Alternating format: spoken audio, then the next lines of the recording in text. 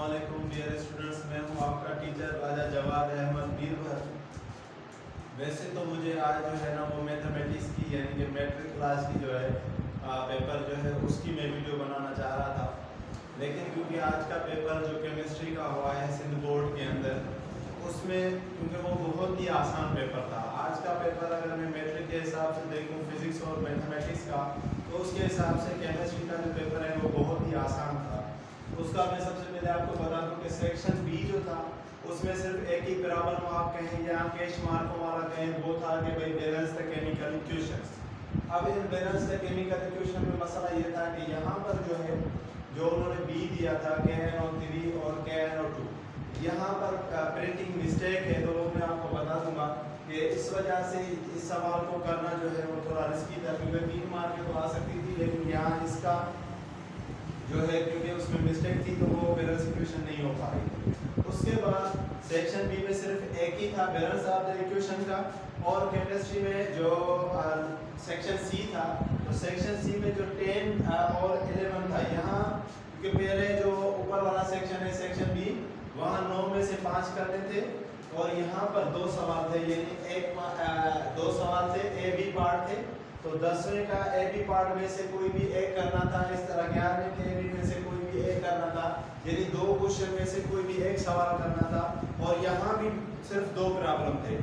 एक प्रॉब्लम तो ये था जो दूसरे चैप्टर में से है, calculate the molecular mass atomic mass unit of the following, और दूसरा जो है chapter number 8 electrochemistry. Chapter number 8 जो है इलेक्ट्रोकेमिस्ट्री में जो हमारे पास है ना फर्स्ट लॉ फेराडेज लॉ, तो उसमें से ये जो है सवाल आया हुआ है। तो आइए जरा हम इसको करके देखते हैं कि किस तरह होते हैं। सबसे पहले बैलेंस द फॉलोइंग इक्वेशंस। आपको पता है कि balance the following chemical equations में हम क्या करते हैं कि जैसे ये देखें, ये है कार्बन, ये है ऑक्सीजन, और ये भी ऑक्सीजन है। तो यहाँ अगर हम करें तो यहाँ हो गया कार्बन का 1 और ऑक्सीजन का 1 और ऑक्सीजन का 2, तो ऑक्सीजन का 1 और 2 कितने होंगे 3, ठीक है। और यहाँ आ जाए तो यहाँ है कार्बन, कार्बन का 1 हो गया, ठीक हो गया। ऑक्सीजन के यहाँ भी 2 है और यहाँ भी 2 है, तो टोटल कितने हो गए 4। यानी हमारे पास जो सिचुएशन है वो इस तरह से है कि कार्बन का 1 है, मैं यहाँ लिख देता हूँ, कार्बन का 1 है और ऑक्सीजन का कितने हैं 3, ऑक्सीजन के कितने हैं 3 रिएक्टेंट वाली साइड्स पे, और जो प्रोडक्ट है वहां पर भी कार्बन का क्या है 1 है, और ऑक्सीजन के देखिए 2 और 2 कितने हो गए 4, ठीक है। तो ये हमारे पास सिनेरियो है। अब हमने इसको करना है बैलेंस, हमने इसको क्या करना है बैलेंस करना है। तो बैलेंस करने के लिए हम इसको क्या करेंगे कि इस तरह से हमने इसको यानी कि अरेंज करना है कि ये जो ऑक्सीजन वाला है, ऑक्सीजन वाला है वो बराबर हो जाए, ऑक्सीजन वाला क्या हो जाए वो बराबर हो जाए। तो हमने कुछ नहीं करना, यहाँ पर ये जो CO है, ये जो CO है इसको मैं इस तरह कर दूंगा कि ये हो जाएगा 2CO, क्या हो जाएगा 2CO, ठीक है। ये हो गया 2CO और ये हो गया O2, ये क्या हो गया O2। बैलेंस इक्वेशन में हम कर रहे हैं तो 2CO, जब मैंने इसको 2CO कर दिया तो अब C के कितने हो गए 2, अब C के कितने हो गए 2, और ऑक्सीजन के देखें कि 2 ये हो गए और 2 ये हो गए, तो टोटल कितने हो गए 4। तो ऑक्सीजन के कितने हो गए 4, ठीक है जी। तो ऑक्सीजन के 4 हो गए। इसी तरह यहाँ आ जाए तो अब हमारे पास इधर कार्बन के कितने चाहिए 2 चाहिए, कार्बन के कितने चाहिए 2 चाहिए, ठीक है। तो अगर मुझे कार्बन के 2 चाहिए और तो मैं यहाँ पर तो 2 लगा दूंगा, यार आप देखिए जरा मैं किस तरह करता हूँ। अगर मैं यहाँ लगाऊँ 2CO2, क्या लगाऊँ भाई 2CO2, क्या लगाया मैंने 2CO2। तो अब देखिए कार्बन के तो 2 हो गए, ऑक्सीजन के 4, और यहाँ हो गया O2, यहाँ क्या हो गया O2। तो अब देखें फिर मसला हो गया कि हमारे पास कार्बन के 2, तो कार्बन के 2, ऑक्सीजन के 2 और 2 कितने हो गए 4, लेकिन यहाँ देखें 2 और 2 4, 4 और 2 6 हो गए, 4 और 2 6 हो गए। तो यहाँ हम क्या करेंगे, ये जो O2 है, ये जो O2 है इसके ऊपर हम क्या करेंगे, क्या देंगे 2O2, क्या कर देंगे 2O2, क्या कर देंगे 2O2। अब अगर आप इस इक्वेशन को देखें तो कार्बन के 2, ऑक्सीजन के 2, कार्बन के ऑक्सीजन के 4, 4 और 2 कितने हो गए 6। तो इसी तरह यहाँ आ जाए तो यहाँ कार्बन के 2 और ऑक्सीजन के 4 और 2 6। तो हमारे पास अब जो इक्वेशन बैलेंस होगी वो किस तरह होगी, ये लिखने के लिए नहीं, ये समझाने के लिए मैं आपको बता रहा हूँ कि कार्बन के 2 ऑक्सीजन के 6, यहाँ भी कार्बन के 2 ऑक्सीजन के 6, इस तरह ये हमारी इक्वेशन हो गई बैलेंस। ये हमारी इक्वेशन हो गई बैलेंस। मैंने किस तरह किया, कुछ भी नहीं किया, यहाँ पर जो CO था वहां पर 2 लगा दिए, यहाँ पर जो O2 था वहां पर मैंने 2 लगा दिए, ठीक है, और यहाँ पर जो CO2 था वहां पर मैंने 2 लगा दिए, तो और कुछ भी नहीं किया। इसी तरह मैंने इस इक्वेशन को क्या कर दिया, बैलेंस। बैलेंस इक्वेशन में क्या होता है कि total numbers of reactants of the one element and total number of the parameters में भी जो एलिमेंट्स होते हैं वो फिक्स होते हैं according to the law of conservation of mass. तो उसके बाद हमारे पास जो दूसरा सवाल था उसमें ये मिस्टेक है कि KNO3 और KNO2 लिखा हुआ है, जबकि इसको अगर हमने बैलेंस करना है तो हमारे पास क्या चाहिए, O2, हमें क्या चाहिए, O2, और ये बुक में नहीं दिया गया, तो ये प्रिंटिंग मिस्टेक हो गई है। तो ये हमें चाहिए था O2, यहाँ पर लिखा होना चाहिए था। अब हम इसको बैलेंस कर सकते हैं। अब हम इसको किस तरह बैलेंस कर सकते हैं, आइए जरा देखें। जैसे ये है पोटेशियम, पोटेशियम का एक है दोनों तरफ, आप देखिए रिएक्टेंट वाली साइड पर भी एक है और प्रोडक्ट वाली साइड पर भी एक है, तो पोटेशियम के लिए तो कोई मसला नहीं है, दोनों तरफ एक एक है। फिर आ जाए नाइट्रोजन की तरफ, तो नाइट्रोजन और नाइट्रोजन, ठीक है जी, तो नाइट्रोजन में भी एक एक है। फिर आ जाए ऑक्सीजन के ऊपर, तो ऑक्सीजन का यहाँ पर है 3, एक तरफ है 3 और दूसरी तरफ कितने हैं, दूसरी तरफ है 4, तो एक तरफ 3 है और दूसरी तरफ कितने हैं, 4 है, ठीक है जी, एक तरफ 3 और दूसरी तरफ 4। तो मुझे और कुछ भी नहीं करना है क्योंकि ये इक्वेशन बुक में सिर्फ ये 2 रकमें दी गई है ना, ये ऑक्सीजन O2 प्रिंटिंग मिस्टेक की वजह से नहीं आया, इसलिए ये इक्वेशन सही नहीं थी। अब ये इक्वेशन सही है, अब ये बैलेंस भी हो सकती है। अब हमें इसको क्या करना है, सिर्फ यहाँ पर जो 2KNO3 है, KNO3 को मैं लिख दूंगा 2KNO3, यानी यहाँ पर मैंने सिर्फ 2 का इजाफा कर दिया, यानी 2KNO3 कर दिया। इस तरह यहाँ पर है KNO2, यहाँ पर क्या है, KNO2 है, तो इसको भी मैं कर दूंगा 2KNO2, ठीक है जी, और यहाँ पर है O2, तो O2 वैसे का वैसा, तो O2 वैसे का वैसा। तो अब जरा आप देखें इसको कि पोटेशियम के कितने हो गए, 2, यानी पहले एक एक थे, अब पोटेशियम के कितने हो गए, 2, ठीक है। तो यहाँ पर भी देखें पोटेशियम के कितने हो गए, 2, ठीक है, तो दोनों तरफ 2 आ गए, रिएक्टेंट की तरफ और प्रोडक्ट की तरफ। इस तरह नाइट्रोजन के देखेंगे 2 आ गए, तो यहाँ पर भी 2 आ जाएंगे और यहाँ पर भी 2 आ गए, ठीक है। उस तरफ ऑक्सीजन के है 2 × 3 तो कितने होंगे, 6, 2 × 3 तो कितने हो गए, 6, तो यहाँ आ जाए 2 × 2 4, 4 और 2 6। तो इसी तरह ये हमारी इक्वेशन क्या हो गई, बैलेंस। तो इक्वेशन हमारी क्या हो गई, बैलेंस। तो बहुत ही आसान था, सिर्फ वहां पर एग्जाम में O2 नहीं दिया गया, ये मिस्टेक थी, इस वजह से इसको करना यानी कि मार्क नहीं शार्ट करना थी। तो उसके बाद आप तीसरी इक्वेशन पे आ जाते हैं। यहाँ देखें, इसको भी बैलेंस करते हैं कि H के हैं 2, H2, तो H के हमारे पास 2 है, ठीक है जी, और यहाँ पर भी 2 है, यानी H के साथ तो कोई मसला नहीं है, H दोनों तरफ 2 ही है। ऑक्सीजन देखें, यहाँ पर 2 है और यहाँ पर 1 है, तो ऑक्सीजन जो है वो है 2 और 1। यदि हमें ऑक्सीजन को फिक्स करना है, ऑक्सीजन को क्या करना है, हमने फिक्स करना है। तो आइए जरा हम ऑक्सीजन को कर देते हैं। तो किस तरह करेंगे, ये जो H2 है, ये जो हमारे पास है H2O, ये H2O को मैं कर दूंगा 2H2O, क्या कर दूंगा, 2H2O। अब जब मैंने इसको 2H2O कर दिया तो देखें ऑक्सीजन के तो 2 हो गए, यानी ऑक्सीजन के 2 हो गए, ठीक है, यहाँ पर भी 2 और यहाँ पर भी 2, लेकिन हाइड्रोजन के 4 हो गए। अब हाइड्रोजन के यहाँ कितने हो गए, 4। तो इसका मतलब ये है कि वहां पर O2 तो वैसे का वैसा रहेगा, और यहाँ पर जो H2 है उसके साथ हम क्या लगा देंगे, 2 लगा देंगे, उसके साथ हमने क्या लगा दिया, 2 लगा दिया। तो मैंने और कुछ भी नहीं किया, ये जो H2 है उसके साथ 2H2 कर दिया, O2 वैसे का वैसा, और यहाँ पर H2O को मैंने 2H2O कर दिया। तो इसी तरह जो हमारे पास हाइड्रोजन था वो भी 4 हो गए, और जो ऑक्सीजन है वो भी 4 हो गए। तो बहुत ही आसानी के साथ मैंने जो है वो ये सवाल भी कर दिया, ठीक है जी। अब जो है हम अगले सवाल की तरफ आते हैं, बैलेंस इक्वेशन। अगला सवाल बहुत ही आसान है, यहाँ देखें, यहाँ क्या है, सोडियम के भी 2 है, क्लोरीन के भी 2 है, और यहाँ पर जो है सोडियम क्लोराइड का 1 है, तो इसका मतलब इसको 2 करना है, तो यहाँ जस्ट हम क्या लगा देंगे, 2, और कुछ भी नहीं है। तो क्या कर देंगे 2Na, ठीक है जी, प्लस Cl2 और ये हो जाएगा 2NaCl, 2NaCl, ठीक है। और कुछ भी नहीं किया मैंने, ये जो NaCl था वहां पर जस्ट 2 लगा दिया। तो इसी तरह हमारा बैलेंस ऑफ इक्वेशन सवाल हो गया। यहाँ बैलेंस ऑफ इक्वेशन में जो हमारा बी पोर्शन था, बुक के अंदर प्रिंटिंग मिस्टेक थी, वहां पर O2 नहीं था, बाकी वरना ये सवाल बहुत आसान था। अगर यहाँ पर O2 होता तो शायद मेजॉरिटी ऑफ स्टूडेंट्स इसी सवाल को हल करते।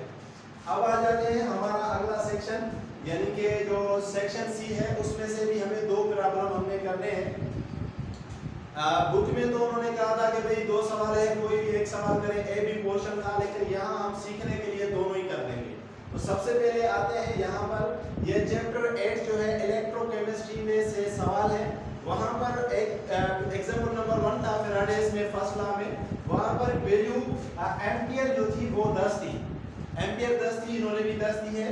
और वहाँ पर जो करंट इज पास्ड 50 मिनट से, यहाँ पर 50 मिनट से, जबकि एग्जाम्पल में वहाँ पर 15 मिनट्स दी गई थी।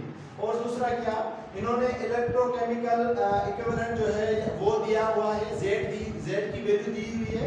और ये कहते हैं कि सिल्वर नाइट्रेट का डिपॉजिट जो मास है वो मालूम करें।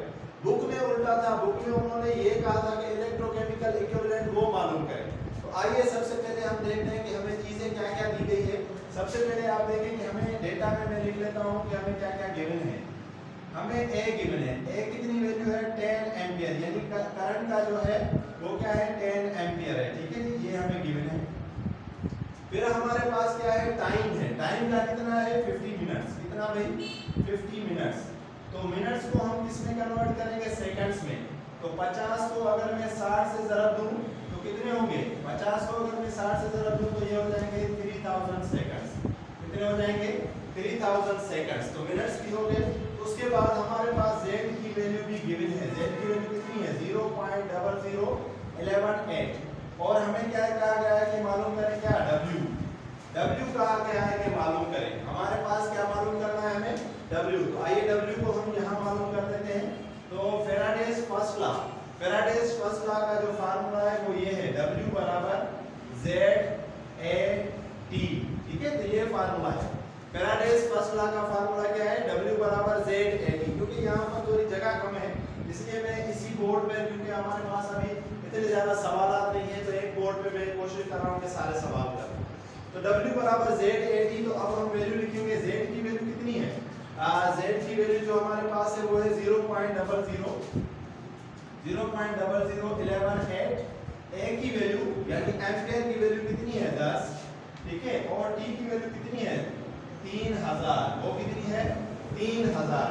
तो इनको जब हम ज़रब करेंगे तब हमारे पास जो वैल्यू जो आएगी वो आएगी 35.4। और ये क्योंकि मास ऑफ डिपॉजिट है किसकी, सिल्वर नाइट्रेट की, तो वो हम किसमें लिखेंगे 35.4 और ये हो जाएगा kg। तो इसका जो यूनिट है वो क्या है kg है। तो बहुत ही आसान तरीके से हमने इस सवाल को हल किया। मैं दोबारा इसको रिपीट कर देता हूँ कि ये चैप्टर 8 इलेक्ट्रोकेमिस्ट्री में से सवाल है।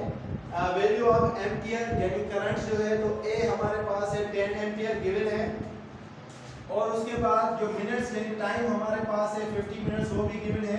हमने इस 50 मिनट्स को कन्वर्ट किया है सेकंड्स में, तो 50 को अगर 60 से ज़रब करेंगे तो सेकंड्स आ जाएंगे 3000। उसके बाद जो इलेक्ट्रोकेमिकल इक्विवेलेंट है वो हमारे पास गिवन है। तो मालूम क्या करना है, मालूम करना है मास ऑफ या अमाउंट जो सिल्वर डिपॉजिट हो रही है वो कितनी हो रही है, तो वो है W। तो W जो है वो according to first law Faraday's first law क्या है, W बराबर ZAT। तो Z की वैल्यू हमने लिख ली, A की वैल्यू 10 हमने लिख ली, T की वैल्यू 3000। इनको अगर आप ज़रब करेंगे तो आएगा 35.4। क्या आएगा 35.4। तो इसी तरह हमने दूसरा प्रॉब्लम भी कर दिया। अब हम चलते हैं हमारा तीसरे प्रॉब्लम के ऊपर, बहुत ही आसान है। वो प्रॉब्लम क्या है कि मॉलिक्यूलर मास मालूम करें। तो मॉलिक्यूलर मास में यहाँ आप देखें कि सबसे पहले क्या हमें दिया गया है H2O2 को हम पढ़ेंगे हाइड्रोजन पर ऑक्साइड। क्या पढ़ेंगे, ये हमारे पास है हाइड्रोजन पर ऑक्साइड। क्या है जी, ये हाइड्रोजन पर ऑक्साइड, ये हमें गिवन है, ठीक है जी। तो आपने ये नाम नहीं लिखना, आपसे तो जो पूछा गया है वही हम करेंगे AMU में। तो इसका मतलब है कि हाइड्रोजन का एटॉमिक मास, बुक में भी दिया गया था कि हाइड्रोजन का एटॉमिक मास उन्होंने दिया था 8, ऑक्सीजन का 16 और कार्बन का 12। तो वो मैंने लिखा नहीं है, लेकिन यहाँ पर आपको बुक में वो दी गई है, याद करने की जरूरत नहीं, इसलिए मैं कह रहा हूँ कि बहुत ही आसान था। तो हाइड्रोजन का जो एटॉमिक मास है वो है 1, ठीक है जी। तो 1 को ज़रब करें 2 से, क्योंकि यहाँ पर H2 है और प्लस ऑक्सीजन जो है उसका एटॉमिक मास है 16, 16 को करें 2 से, ठीक है जी। तो अब जरा इनको जमा करें, तो ये हो गए 2 और 16 को 200 करें तो ये हो जाएंगे कितने जी 32, ये कितने होंगे 32। तो टोटल हमारे पास कितना आ गया 34 AMU, यानी हाइड्रोजन पर ऑक्साइड का एटॉमिक मास यूनिट या मॉलिक्यूलर मास यूनिट अगर आप मालूम करें तो वो कितना आएगा जी, वो आएगा 34 AMU। उसके बाद हमारे पास जो दूसरा है जो फार्मूला हमें गिवन है मॉलिक्यूलर मास इसका मालूम करना है, वो है बेंजीन। ये बेंजीन का फार्मूला है C6H6। तो बेंजीन ये आपने लिखना नहीं है, आपको मैं वैसे ही समझा रहा हूँ कि ये फार्मूला बेंजीन का है, हमें क्योंकि मॉलिक्यूलर मास मालूम करना है तो वो देखते हैं किस तरह। C6 इसका मतलब ये है कि कार्बन का जो मास है एटॉमिक मास जो है वो है 12 और 6 कार्बन के दिए गए हैं, तो 12 को 6 से ज़रब करेंगे, प्लस हाइड्रोजन का एटॉमिक मास 1 है और उसको भी 6 से हम ज़रब करेंगे, ठीक है। तो 12 को अगर 6 से ज़रब करेंगे तो वो हो जाएंगे 72, वो कितने हो जाएंगे 72। किस तरह 6 को 2 से ज़रब करेंगे तो 12 और 1 को 6 से करेंगे तो 6, 6 और 1 7, और इस तरह 6 को 6 से करेंगे तो 6, तो 72 में से 6 जमा करेंगे तो कितने हो जाएंगे 78 AMU, कितने आ जाएंगे 78 AMU। तो ये हमारा दूसरा सवाल भी हो गया, बहुत ही आसान था। उसके बाद जो तीसरा हमें दिया गया है वो है इथेनॉल। ये जो फार्मूला है C2H6O, ये किसका फार्मूला है जी, इथेनॉल का। तो ये उन्होंने पूछा नहीं है, ये मैं आपको वैसे ही बता रहा हूँ ताकि आपको ये याद हो जाए, बहुत ही आसान है। C2H6O यानी इथेनॉल। तो यहाँ भी वैसे का वैसा 12 को हम ज़रब करेंगे 2 से, क्योंकि कार्बन दी गई है तो कार्बन का एटॉमिक मास जो है 12 है, हाइड्रोजन का 1 होता है तो 1 को 6 से करेंगे और ऑक्सीजन का 1 है तो 16, ठीक है जी। तो 12 को 2 से ज़रब करेंगे तो हो जाएंगे 24, ठीक है, और ये हो गए 6 और ये हो गए 16। तो 24 और 6 तो 30, 30 और 16 तो ये हो जाएंगे 46। तो 46 AMU क्या हो जाएगा जी हमारे पास, इथेनॉल का जो है वो हमारे पास आ गया 46 AMU। उसके बाद जो बहुत ही इंपॉर्टेंट, माशाल्लाह गर्मी भी है तो उन्होंने ग्लूकोज का फार्मूला दिया है C6H12O6। ये तो सबको पता होता है कि ये ग्लूकोज का, ये भी सारे सबको पता है कि ये हाइड्रोजन पेरोक्साइड है, बेंजीन है, अगर किसी को नहीं पता तो मैंने वैसे ही बता दिया। तो C6H12O6 तो ये तो तकरीबन सबको पता होता है कि इसका एटॉमिक मॉलिक्यूलर मास जो है वो हमारे पास आता है 180। हम कर भी देते हैं, आप देखेंगे कार्बन का कितना था 12, 12 को ज़रब करें 6 से, हाइड्रोजन का 1 को ज़रब करें 12 से, और ऑक्सीजन है 6 को ज़रब करें 16 से, ठीक है जी, यानी उसका जो एटॉमिक मास है 16। तो अब करें 12 को अगर 6 से करें जैसे हमने ऊपर किया है तो वो आया था 72 आ गया, और ये हो गया 12, ठीक है जी। और अब यहाँ पर आ जाए, 6 को 6 से ज़रब करेंगे तो आ जाएंगे 36, 1 को 6 से ज़रब करेंगे और 3 जमा करेंगे तो 96, ठीक है जी। तो इसी तरह ये आ गया। अब 96, 12 और 72, अब इनको आए जमा करें तो किस तरह 6 और 2 और 2 तो कितने हो गए 10, 1 गया ऊपर तो 9 और 1 10, 10 और 1 11, 11 और 7 कितने 18। तो मैंने पहले भी बता दिया था कि वो कितना आएगा 180 AMU। इसी तरह ये जो हमारे तीनों सवाल थे केमिस्ट्री में प्रॉब्लम के हिसाब से 3 ही सवाल आए हैं। एक चैप्टर नंबर 2 से बैलेंस द फॉलोइंग इक्वेशंस, और दूसरा जो लास्ट वाला सवाल है 11 का भी फाइंड द मॉलिक्यूलर मास, वो भी जो है चैप्टर नंबर 2 से ही है। और ये जो सवाल है 10 वाला, ये चैप्टर नंबर 8 इलेक्ट्रोकेमिस्ट्री से है। तो इस तरह बहुत ही आसान सा पेपर था, तो इसलिए मैंने मैथ के बजाय आज जो केमिस्ट्री पे प्रॉब्लम थे वो मैंने कर दिए। वीडियो को आप पसंद भी करें, लाइक भी करें, शेयर भी करें और कमेंट भी करें। इंशाल्लाह बहुत जल्दी बाकायदा से मैं इनकी थ्योरी भी केमिस्ट्री की बना दूंगा। Thank you, thanks for watching.